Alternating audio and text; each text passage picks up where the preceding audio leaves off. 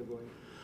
Well, according to the halacha, you could be mekadesh a woman with anything that's worth a pruta.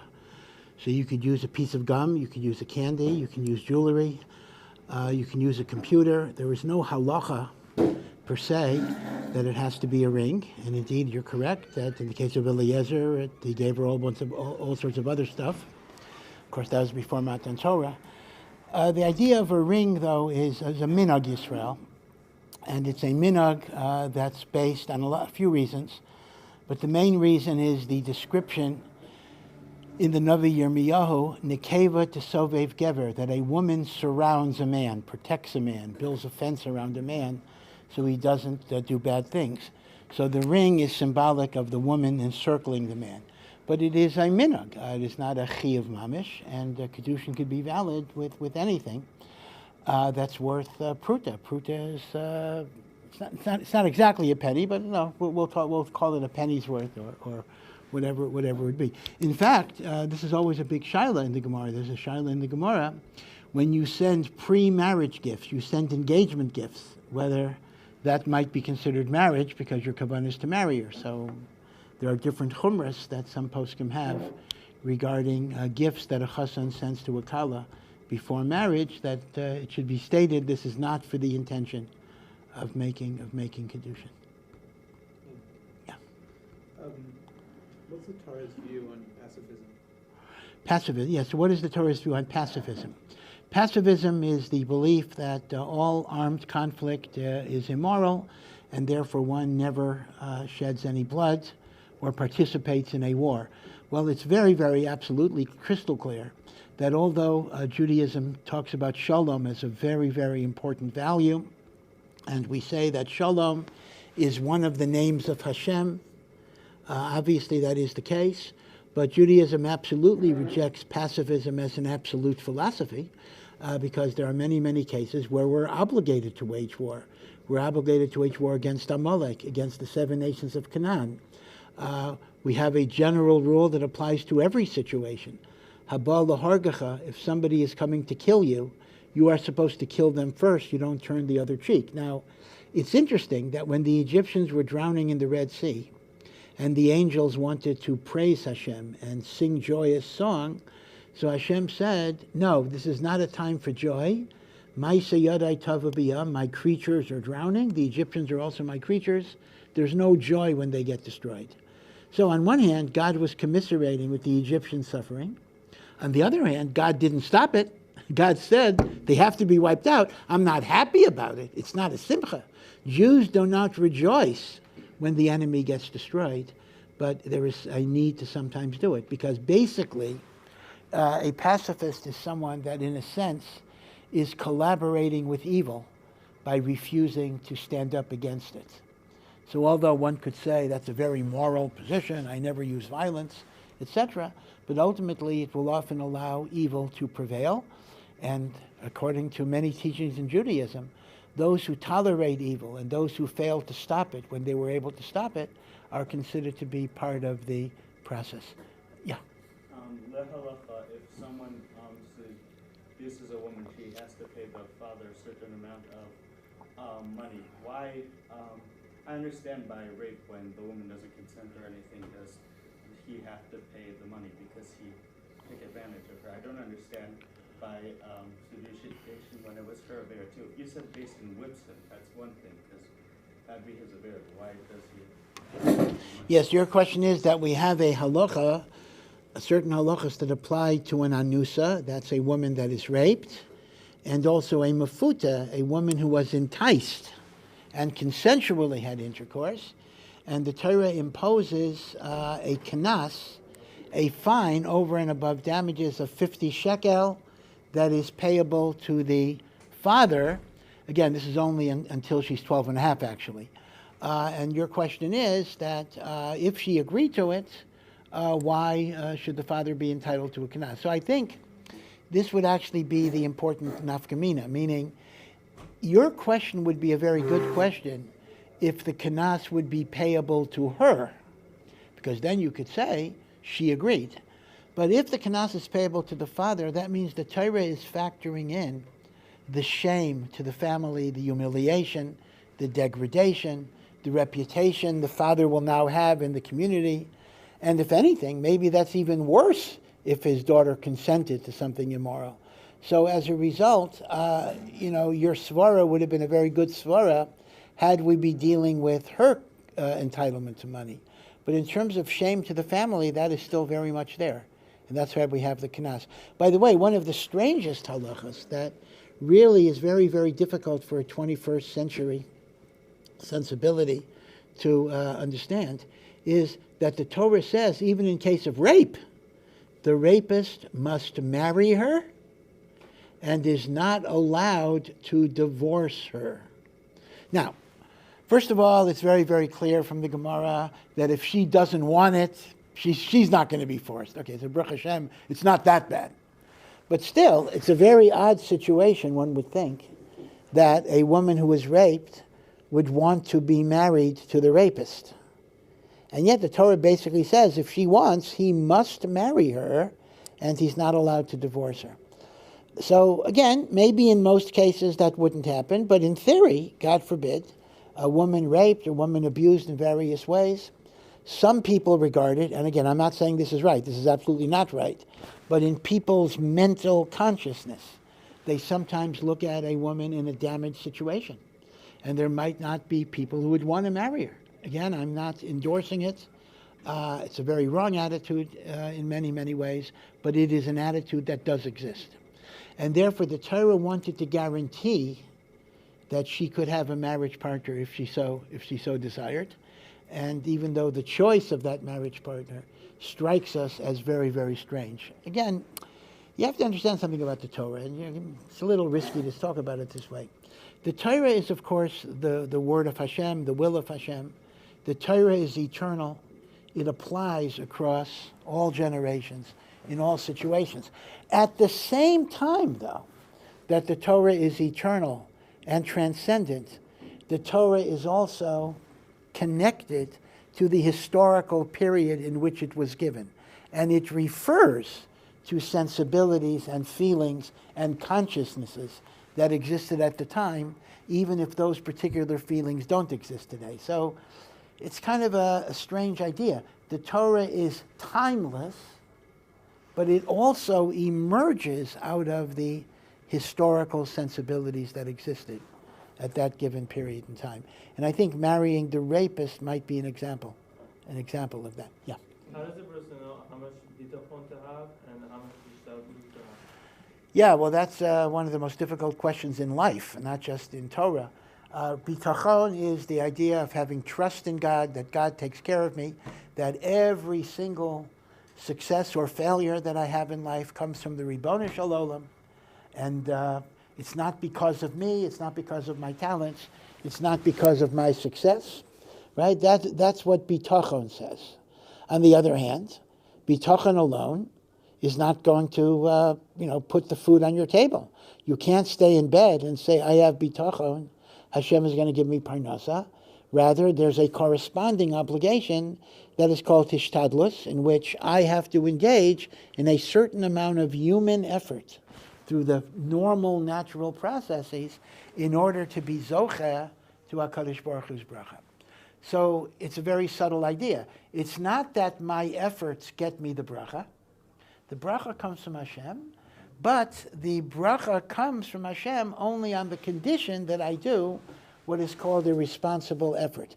That is why you actually find, many of the Sifrim Moshe point this out, that sometimes you'll find your Hishtadlus will be in one area, but you'll get your income from another area. Rav Nata Schiller, he should be well, our Rosh Hashiva, often talked about this in fundraising. He was trying to collect money for Ohr Somayach, which is a never-ending job, to be sure. And he's working on a certain person to be a donor, and he's working. He's getting nothing out of that person. And then the next week, from a person he didn't even know, he gets like $200,000. Now, one attitude might be frustration. Why did I waste my time with that guy? The money was coming from this guy. But there's another way of looking at it. You have to put in Hishtadlus in order to get the bracha. But since it's not a cause and effect thing, it's not that the Hishtadlus I did with Ruvain will get me parnasa from Ruvain, maybe not. But the Hishtadlus you put in to Ruvain will get you the parnasa from Shimon. Meaning, if he wouldn't have wasted the time going after Ruvain, he wouldn't have gotten the money from Shimon, right? So Hishtadlus does not mean my efforts caused the parnasa, but they're kind of a condition for Hashem to release it. As a result, the Chovos HaLevavos famously says that once you've done your Hishtadlus and you've opened up the pipeline of bracha, you will not be able to get a cent more. Any additional Hishtadlus will give you nothing. Or if it gives you more money, you'll have more expenses. You will not come out ahead in that way. Meaning, Hishtadlus up to the right amount, you'll get the bracha. Over and above that amount will give you nothing. So, that's a wonderful statement. But the big question that it leaves unanswered is, how do I know when I've done enough? Who tells me when I've done enough? Maybe some people's Hishtadlus might be to buy a lottery ticket. And some people's Hishtadlus is to work 40 hours a week. And some people's Hishtadlus might be to work 50 hours a week. How do I know that I've done my job? So it is it's a very, very hard question. And I will say, I know people, rabbis give different answers to these questions. I don't know. In Lanias Daiti, I have never heard a good answer because every answer is general, it is vague, and therefore it does not give you any guidance for a specific situation. So it is a very, very difficult question that indeed perplexes me very much. But I would say a useful guideline would be that when you find that your Hishtadlus is interfering with your avodas Hashem, that might be a very strong sign. Cut it down a little bit. So if, for example, the jobs that you have are not allowing you to daven with a minyan, or they're not allowing you to be koveya itim la Torah, then maybe that's not the Hishtadlus Hashem wants you to do. So even if in the short term it means you're making a little less money, you have to assume that that's the Ratzon Hashem. Now, even my answer, which I think has the advantage of being a little specific, is also very vague. Because I just said, well, if your Hishtadlus is affecting your learning, well, that's always going to be the case. If I didn't work at all, I could learn 10 hours a day. If I work, it'll be down to 3 hours a day.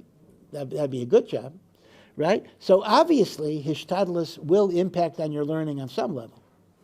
So you still have to answer the question, when do I, go into the red zone where it's cutting into my learning so much that I can no longer consider it legitimate Hishtadlus? So it's a very, very good question. Now, one interesting thing the Chovos HaLevavos says, though, is the Chovos HaLevavos actually says, the greater your bitachon, the less Hishtadlus you will need to put forth to merit Hashem's blessing. In other words, it becomes a self-fulfilling prophecy. If I believe I have to work more because I don't have bitachon, God will take care of me, I will have to work more. Meaning, because I lack the bitachon, I'm not zocheh, I need more Hishtadlus. If a person's attitude is, I feel stronger in my bitachon, then you'll actually find opportunities materializing. Now, this is not a game. You cannot play this as a game. This is the problem. People say, okay, I'm going to put God to a test. I'm not going to work for 2 weeks and see what God does. Well, no, that doesn't count because that's just testing Hashem. Testing Hashem doesn't answer tests, except maybe if it's stuck on, even then. But if a person genuinely has the bitachon, things tend to happen. Things do tend to happen. The extreme example of bitachon, in fact, ad kedei kach that the Chazon Ish was against the Shita a little bit, was Navardik. Navardik was a city in Russia, but the school of Navardik, the altar of Navardik, was miyuchad in amazing bitachon. Put your bitachon in Hashem. and things will happen that you can't imagine. So one of the Novardika Rosh Hashivas used to, when he would come to America for fundraising, he would come without any money at all. Meaning, he lands in New York, he has no money. I mean, how is he going to get out of the airport? How is he going to get out of the airport? How is he going to get anywhere? So the story goes, he lands, and there happened to be a Talmud of his who was in the airport. He had dropped off his daughter to go to Israel, and the Talmud asked the Rosh Hashiva if the Rosh Hashiva needs a ride.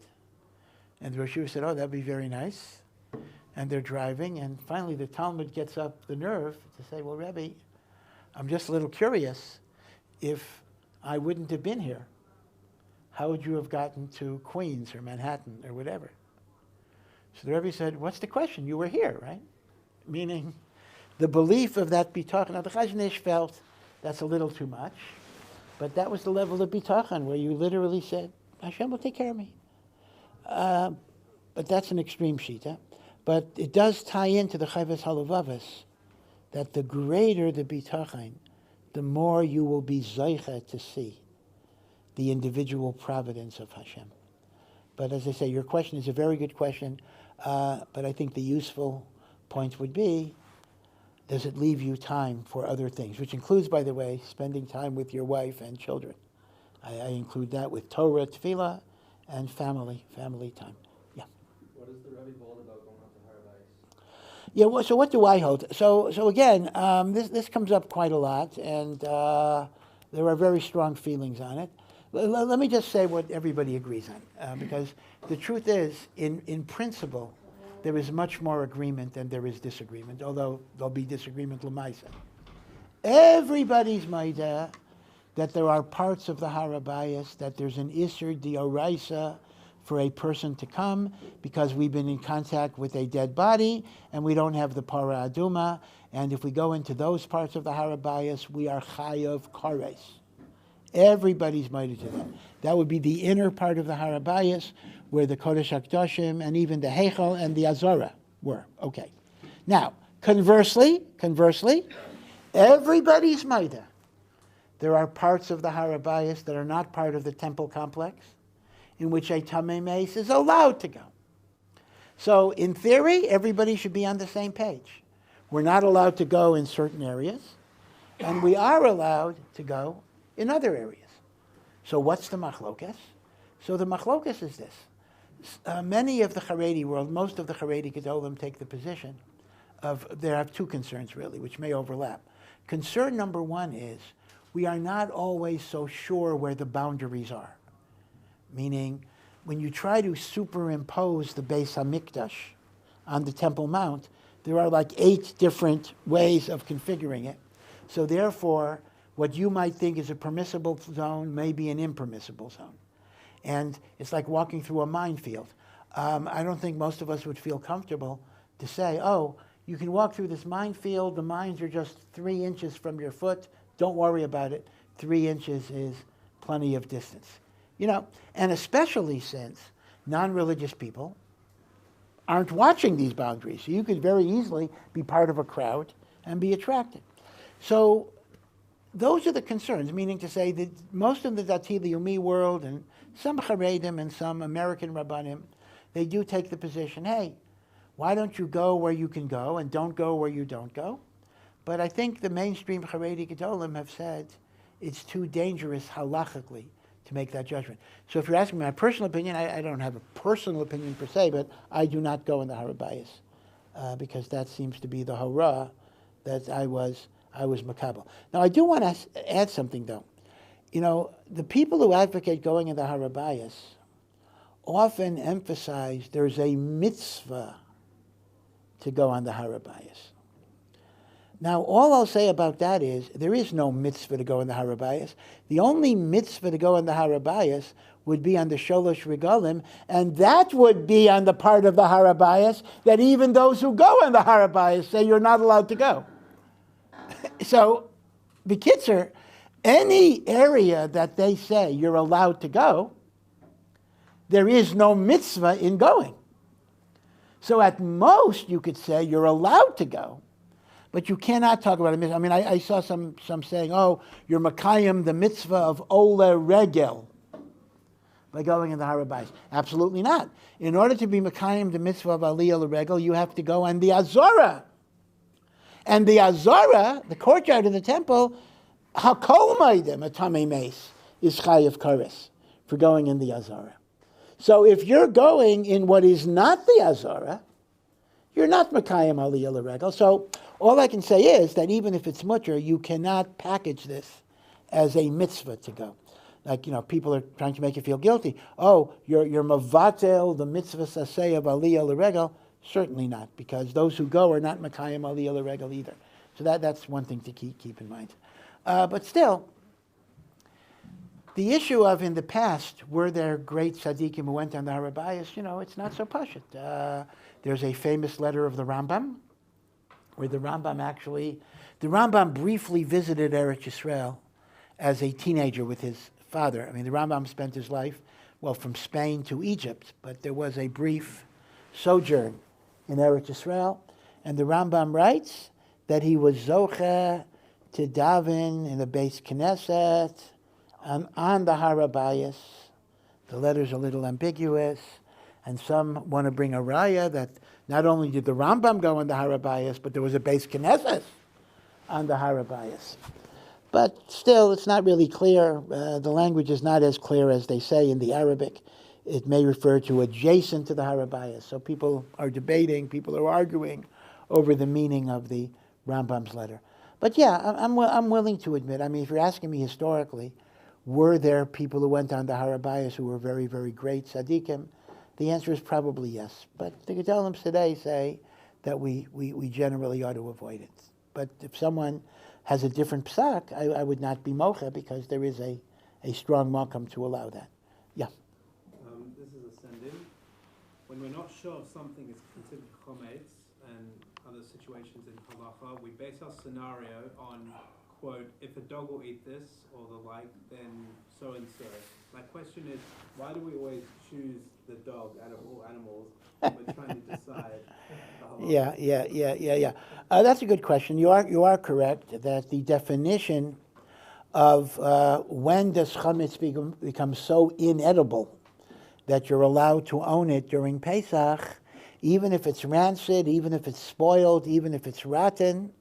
If a dog would eat it, it is still considered chametz. It has to reach the madrega where even a dog would not eat it. And then, even if it's chametz, I'm allowed to keep it on Pesach, because if a dog wouldn't eat it, it's no longer any type of food. So the question becomes, why dog? Okay, maybe animal we understand. It has to be so far gone that even an animal wouldn't eat it. I don't know. My guess is because dogs tend to eat everything. Dogs are not finicky. Most dogs, depends on your dog, but most dogs are not finicky eaters. So if a dog wouldn't eat it, it's got to be pretty bad. Now, sometimes dogs don't eat because they get offended. That's another thing. If you offended your pet, so one of the shticks that dogs do is they don't take a treat from your hand. Okay, that's psychological warfare. But generally speaking, dogs are not fussy about things, and therefore we want to show that the chametz got to be really, really, really, really bad. What's the story about Rav Soloveitchik? There's a whole story. One of the applications of this issue is whether you need kosher lepesach toothpaste, because toothpaste may contain some grain alcohol, which is chametz. So some said you don't need hashgacha, right? Some said there was a psak that you don't need a kosher lepesach hashgacha on toothpaste because it wouldn't be eaten by a dog. The Meiser were machmer, we try to have hashgachas, but at least if it's plain unflavored, there was such a psak. So Rav Soloveitchik of YU told his shir that toothpaste does not need a kosher lepesach hashgacha because it's nifsal mi'achilas kelef. So one of his talmidim raised his hand and said, Rebbe, so there was some toothpaste on the bathroom counter, and my dog licked it up. So my dog ate it. So Rav Soloveitchik said, who are you going to believe, me or your dog? Rav Soloveitchik paskin, the dog wouldn't eat it, the dog ate it. He says, you don't have amunas chachamim, okay. But that's why we go with dog. Yeah. Where did Taanis Dibbur come from? Taanis Dibbur? It's not, well, okay, it's not directly in the Gemara. I mean, the Gemara does talk about the great spiritual benefit of closing your mouth, but there it's primarily referring to Lashon Hara. It doesn't refer directly to Shtika. But the idea that Taanis Dibbur is a kapara, it's an atonement that's much, much greater than even a taanis of not eating, that is really from the Talmidei of the Arizal. It's brought down in Sifrei Kabbalah. It's not in Chazal directly. Yeah. So if one has the external financial support to do so, he should be able to learn Torah the whole day. However, if there is no such financial means, is it actually an asur to learn the whole day without a job if doing so will subject his family to begging for charity? And if so, is this a prevalent issue? And if so, do Gedolim try to address it? Yeah, this is an important issue. The issue is, let's assume that a person does not have an independent means of support, but a person very much desires to learn Torah the whole day, but because he has no parnasa, either no job, no family support, even the kolulim are either not paying or not enough, so he would be forced to go to tzedakah, forced to go to charity, and the like. So the question is a person permitted to learn under those circumstances where he's forcing his family to live in poverty and be supported by charity? So that's a very, very good question, and obviously it's a very relevant question because for many people in Eretz Yisrael, especially, in America too, but more so in Eretz Yisrael, that is exactly the reality of their lives in many, many, many ways. So it's interesting, if you look at the Rambam himself was actually very, very much against people learning Torah and being supported by public money. He was not against family support. But he says you don't put yourself on the tzibur to get money. He considered that to be a chilul Hashem. He considered that to bring a person to sin, causing a person to neglect his family. And therefore the Rambam basically advocated very much that people should combine their Torah learning with work. As Pirkei Avos indeed says, that Torah should be combined with malacha. Now, the Rambam felt very strongly about this. And in fact, the Rambam wrote about this several places, using very, very strong language. He emphasized that the Chachamim Harishainim, like Hillel, they were woodcutters, they were tailors, they were shoemakers, they were blacksmiths. These were the greatest Tanoim and Amoraim, because they did not want to get money for the learning of Torah.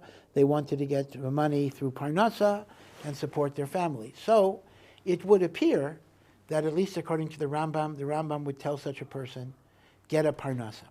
However, many do disagree with the Rambam, and many actually hold that even the Rambam might understand that today is a different world. For example, when the Rambam gives his example of a person who should work and learn, right, the balabas, the working balabas, the Rambam's example is he's osek bimlacha 3 hours.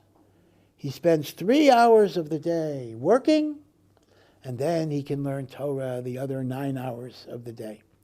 So the Rambam is saying, better to work for 3 hours than to get money from tzedakah. Okay, that's fine. But can you get a job like that today? Can you get a job for 3 hours? In other words, the Rambam is describing a situation that may not always exist, may not usually exist, and in a case where if you work, you'll be lucky to learn 1 hour a day, it could be even the Rambam might be moda. In other words, you have to look at all of the alternatives. Others say, niskatnu hadoros. Our generations are weaker. We're not able to totally combine the learning and the working, and therefore, if you're going to have Talmidei Chachamim, we need them to be full-time. And so there are different ways that people follow the Rambam, disregard the Rambam, reinterpret the Rambam.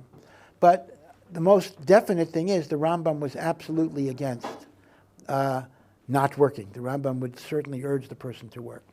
Now, what I would say, though, is I would say there is one concern that's even greater than taking tzedakah, and that is the psychological impact on your family. That is, to me, the most important thing.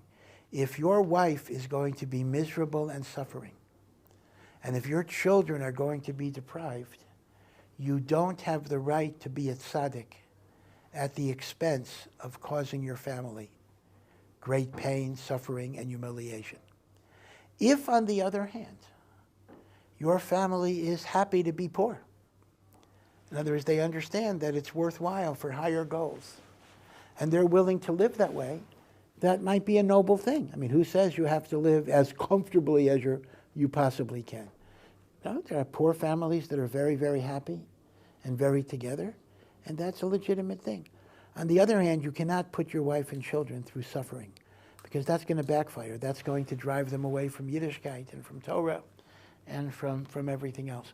So that's a very important point. And it's very relevant, the Kolo situation in Eretz Israel. Yeah? Is it halachically permissible to do like extreme things like bungee jumping or skydiving, or is it like for the love of Nishmatim? Yeah, so the question is, are you allowed to do extreme sports like bungee jumping and whatever it is, different types of skiing and whatever, things that seem to be dangerous? After all, there is a halacha. You are not allowed to put yourself in a dangerous place. It is said that this is a violation of nishmartem ma'od l'nafshosechem. You must guard your life. Or we learn it out from Makkah, right? You have to put a fence around your roof, so you shouldn't put bloody, dangerous situations. So what does that mean in terms of dangerous sports? So the one thing you have to understand is this. The so-called black letter principle of halacha says, don't put yourself in a dangerous situation. Well, that's fine, but the problem is, life is dangerous. What do you mean, don't put myself in a dangerous situation? Is crossing the street dangerous? Yeah, in Israel especially. Is going on a bus dangerous? Well, God forbid, buses get blown up sometimes. Cars get into accidents. You can't possibly say, I'm not allowed to do anything that's dangerous, because everything is dangerous. So what are you going to say? Okay, I won't get out of bed. That's dangerous too. I remember when I lived outside of Washington, D.C., there was a newspaper story about an 8-year-old kid in an inner city neighborhood who got killed in his bed. There was a drug battle, a gang war in the street, and a bullet went through the cheap wall of the project department. It pierced it, it killed the kid in bed. So staying in bed is dangerous. Elamai, the standard is, this is going to be a vague term, unusually dangerous. If the dangers are things that people customarily do, it's part of what you call ordinary life, and that may depend on the country, then we have a kind of promise from Tehillim, Shomer Pasoyim Hashem, God protects foolish people. Right? You're doing Kiminhogo Shel Olam. So, going in a bus, going in a car, these are mutter because these are normal parts of life, even though they're dangerous. Shomer Pasoyim Hashem. Now, so the question becomes, so the Yisr is only the unusual. So the question becomes, how does that fit with bungee jumping? So the Aruch HaShulchan says the following svara. It's a very interesting svara. And you have to investigate each case.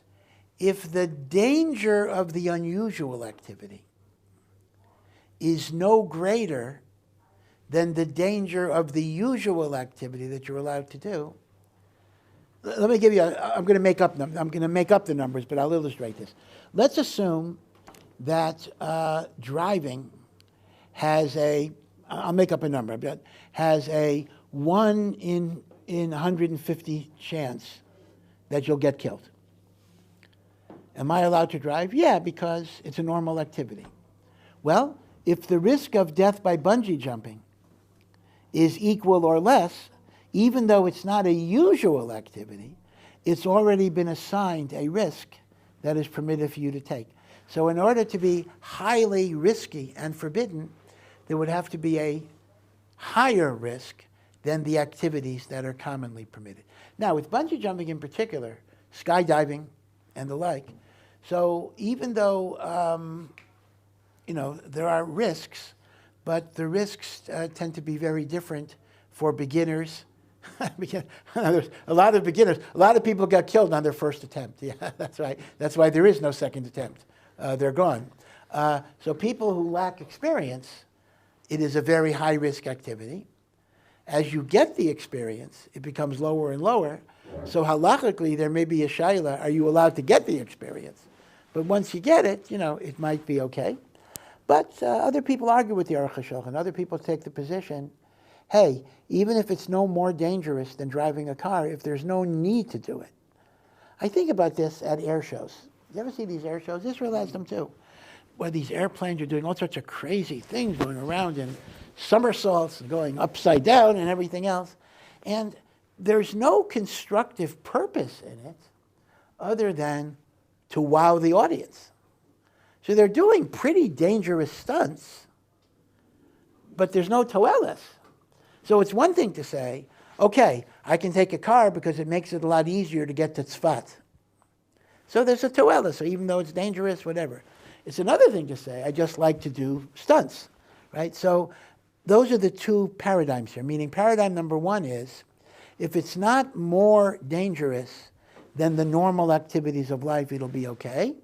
Paradigm two is, there has to be a legitimate constructive purpose other than just having a good time. Now, I'm going to mention a third thing that's very, very interesting. And that is, when you assess if something is a dangerous activity, are you looking at absolute risk? This will sound a little like the nightmare of a statistics course, which is everybody's hardest course. Is it absolute risk or is it magnitude of risk? Let me give you an example of this. One of the things that anyone who takes statistics learns is that things can be expressed in different ways. And one way will make you think one way about it, and the other way will make you think the other way about it. In fact, that's how polls work. That's why if a question is asked a certain way, they'll go with Trump. And if the same question is asked a different way, they'll go with Harris or whoever it is. Because the question leads them in a certain direction. Let's take cigarettes. And again, I'm making up numbers here, but I just want to illustrate it. Let's make up a number. Let's imagine that a person who smokes has 10 times more risk of getting lung cancer than a person who doesn't smoke. 10 times means 1,000%. So, if I would ask you, should we allow smoking if smoking increases the risk of lung cancer by 1,000%? Well, your gut reaction is 1,000%. That sounds real bad. But consider this. Let's imagine a certain pesticide has a 1 in a million chance of causing cancer. And if you don't use the pesticide, there's only a 1 in 10 million chance a person will get cancer. Okay? In other words, 1 in 10 million without the pesticide, 1 in a million with the pesticide. So how would you answer these two questions? If I were to tell you the use of this pesticide increases the risk of cancer by 1,000%, you would say, ban the pesticide. If I were to tell you use of this pesticide means a person has a 1 in a million chance of getting cancer, should we ban the pesticide? No, 1 in a million chance. Now, it's the same thing. Do you understand what I'm saying here? Meaning to say, if without the pesticide, it's 1 in 10 million. And with the pesticide, it's 1 in a million. You've increased the risk by 1,000%, but it's still only 1 in a million. Would that be called highly dangerous? Is highly dangerous based on how much the risk was increased? Or is it based on, objectively, how high the risk is? Even cigarettes, most people who smoke did not get lung cancer. In other words, cigarette smoking greatly, greatly, greatly increases the risk of getting lung cancer.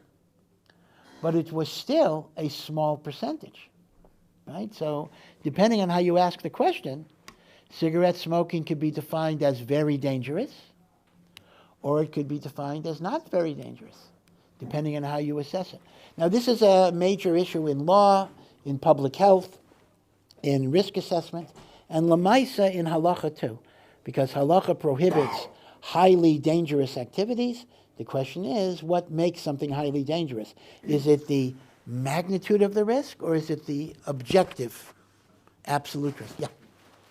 What's the historical flow of when we did Chakiras to when we didn't, philosophically proving God? Seems like the Rambam said it's part of a Nefesh Hashem Lekacha, and the Rabbi Yitzchak said the same thing, and then it slowly disappeared at the end of the Rishonim, and the Grove got rid of it. Yeah. So when you say Chakira, again, you're using Chakira as philosophy. When I hear Chakira, my yeshiva training is I'm thinking of Rav Chaim and all that, but you're using it in terms of philosophy. Yeah.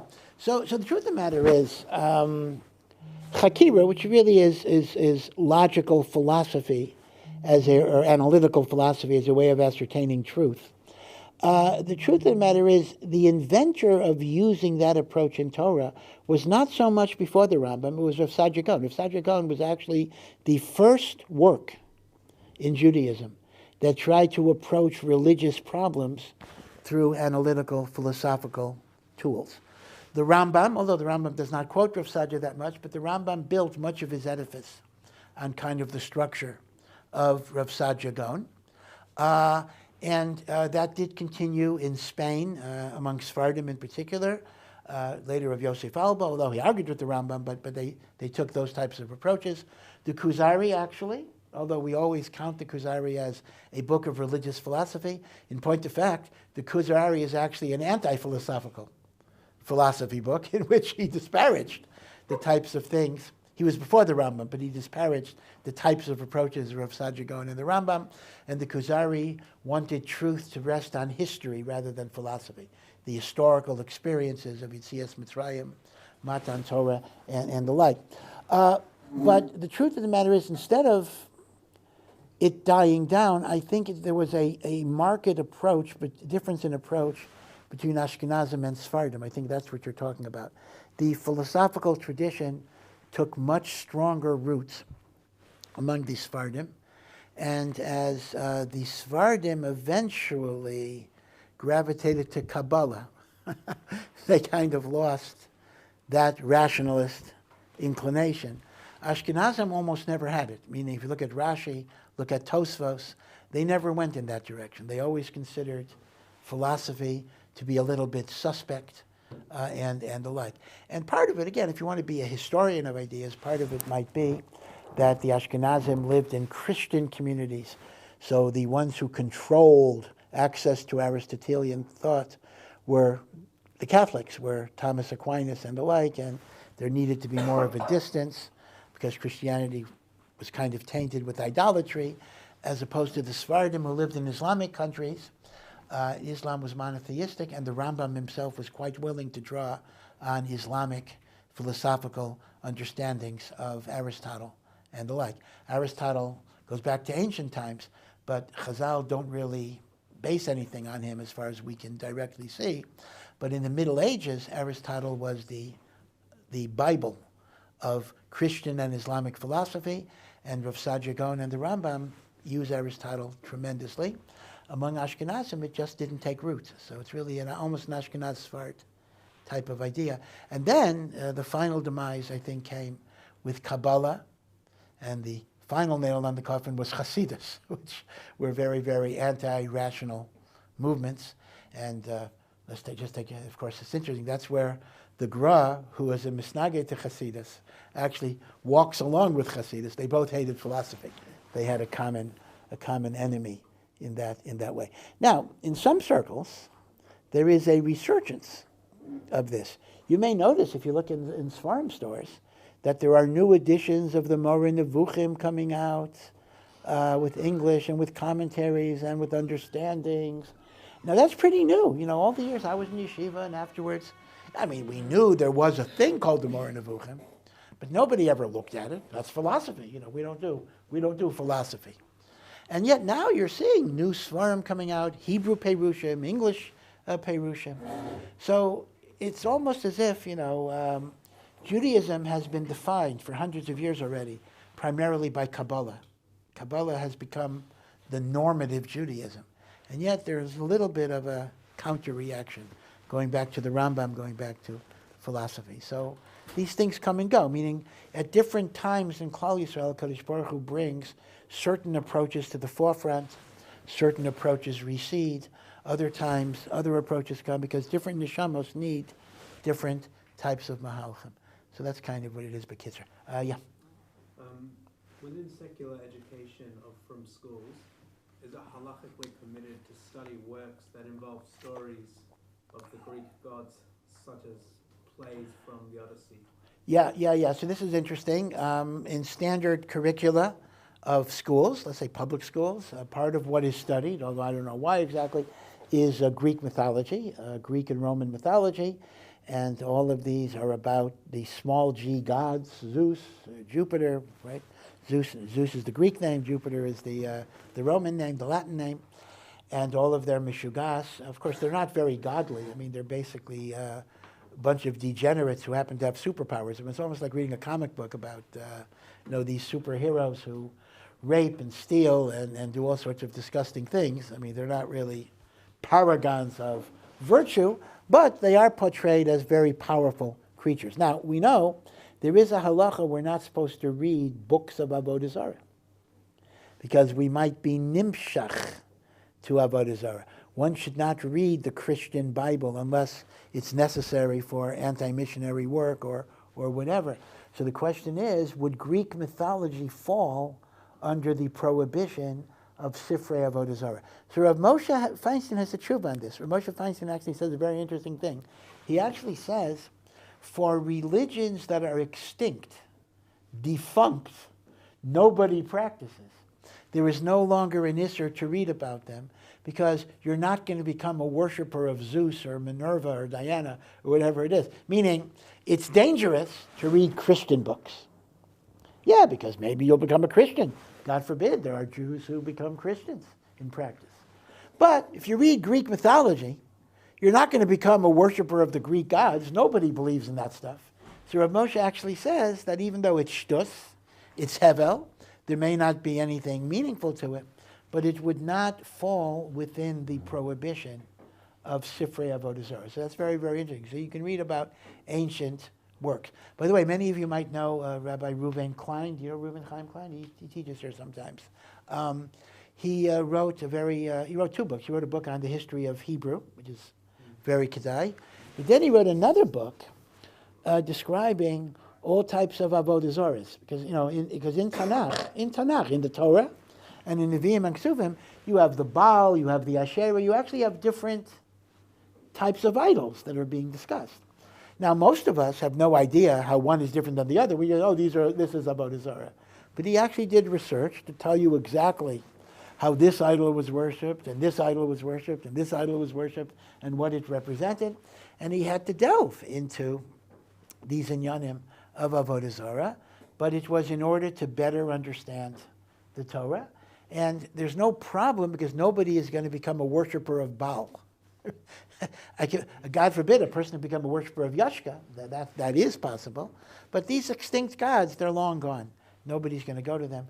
So that would be the heter. Yeah. It seems to be the nature of Am Yisrael that we feel remorse, guilt, and responsibility for things that aren't even connected to us. Why didn't Islam develop such instincts? Ishmael grew up in the house of Avraham, but his descendants commit violent atrocities without the slightest remorse. How do we understand this? I'm sorry, say the last part of the question again? But Yishmael, I didn't hear the part. Ishmael grew up in the house of Avraham, but his descendants commit violent atrocities without the slightest remorse. Oh, yes, okay. How do we understand this? Yeah. So, first of all, this idea that Jews somehow get blamed for everything that happens in the world. On one hand, that's unfair. The anti-Semites are attacking us. On the other hand, there's actually a lot of truth to it. Don't tell anybody. because everything that happens in the world is connected to the Jewish people. When we're virtuous, God brings blessing to the world. When we're sinful, then God forbid there could be negative consequences for the world. So in many, many ways, our goodness or our lack of goodness does affect the entire world. That's one thing to keep in mind, meaning sometimes what the anti-Semites say against us, as unfair as it is, and as double standard as it is, in terms of us, it actually reflects a deep and profound spiritual truth. In terms of Yishmael, listen, I'm not going to justify it. Yishmael was raised in Avraham's home, and why did Yishmael turn away? And his descendants have no remorse. You know, and one way you could say, well, that's a very bad thing. On the other hand, and this is not an accident, Yishmael and Hagar were kicked out. They were banished. They were expelled. That could leave a bad taste in your mouth too, right? You know, in the 1970s, this is before you guys were born, but there was a hijacking of an airplane that was taken to Uganda. And on that flight, I mean, there were many Jews. On that flight was Rav Hutner, one of the great Rosh Hashivas. And Baruch Hashem, people were released. That was the Entebbe raid and everything else. But Rav Hutner told Rav Moshe Feinstein that he saw in the terrorists' eyes, they were Palestinian terrorists, or Arab terrorists, the hatred that they had against the Jews because of Yishmael being expelled from Avraham's house. So in a sense, not that it's justifiable hatred, but there's something understandable in that hatred, that they were banished, they were cut off, they were denied the chance to be part of that nation. Now that was because they were not worthy. Yeah, that's true. But still, there is that eternal hatred at being cut off. The power of rejection is very, very potent. At the same time, I would say that Chazal do tell us, just as the person Yishmael did tshuva before he died, the nations of Yishmael will do tshuva at the end of days. The Meshech Chochmah says, and this will sound very strange, the first stage in Yishmael's tshuva was the conversion to Islam, a monotheistic religion. They rejected the paganism of the Bedouin. That was the first stage of Yishmael doing tshuva. But of course, they continued their enmity against the Jews. The second stage, we might say, are things like the Abraham Accords that Trump had engineered in his first term, or maybe his son-in-law, Jared Kushner. And maybe he'll be able to, Bezras Hashem, do it in the second term, where the Arab nations make peace with the Jewish people. So as evil as Yishmael has been, and as much as they have done against us, Chazal see in Yishmael an eventual tshuva to come back to Hashem and to bless the Jewish people. And we see the beginnings of it. We see the beginning of it already with side by side with October 7 and Hamas, that of course is the extreme and the other way. You have Dubai, you have Emirates, you have these different things. You have even Saudi Arabia. Now granted, is it Lishma? Are they doing it for spiritual reasons? No, they're doing it mainly for money, because they can, economically, it's much more advantageous to make deals with Israel than it is with the Palestinian Authority. Israel happens to have more money. But still, mitoch shelo lishma, ba lishma, even things that are not done l'shem shamayim can eventually turn into real tshuva. Yeah? How can Jews claim that we have an unbroken Messiah for the last 2,000-3,000 years, but 10 of our tribes have completely vanished off the face of the earth? Yeah, so the lost 10 tribes, remember the 10 tribes were exiled over 100 years before the destruction of the first Beis HaMikdash, right? So they were not around at all during the second Beis HaMikdash.